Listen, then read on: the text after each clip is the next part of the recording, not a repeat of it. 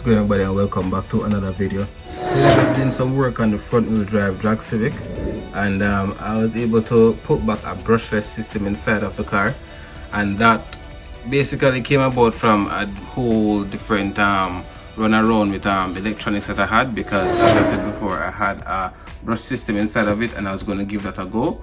However, I was able to get my soldering iron back up and running, so I was able to solder some proper wires to the 120 amp AC and then now reuse the 6.5 turn that I had. Basically, before I was saying that the 5.5 motor that I had, it failed me, which was this one. I'm not sure what happened with it, other than, you know, it was sitting in the car for a while, because as I say, in Canada, you know, we do go through winter.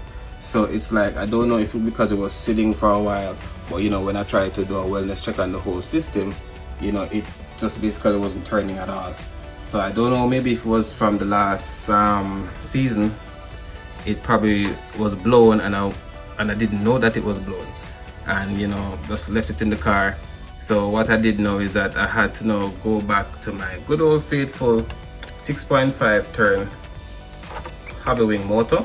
But as I said before, guys, this thing has not failed me before. I've got this motor up to, I think, a 3.3 second pass and 132 feet.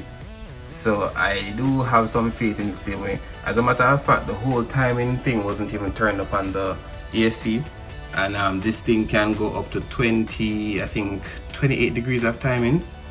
Yeah, this thing can literally throw up to 28 degrees of timing onto this motor. So I will definitely be turning it up. I think right now the setting is at 18 degrees. So we'll see what it will do. I did, like I said before, do some chassis reinforcement and, you know, get this thing kind of straight and firm. So we will definitely see what it will do this season.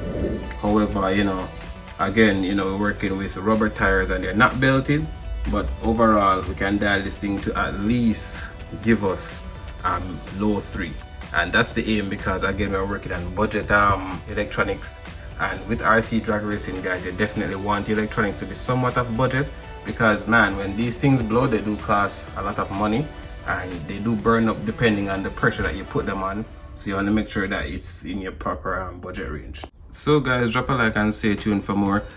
I think basically the next thing I have to do to this thing is to find a suitable pinion gear to run on it.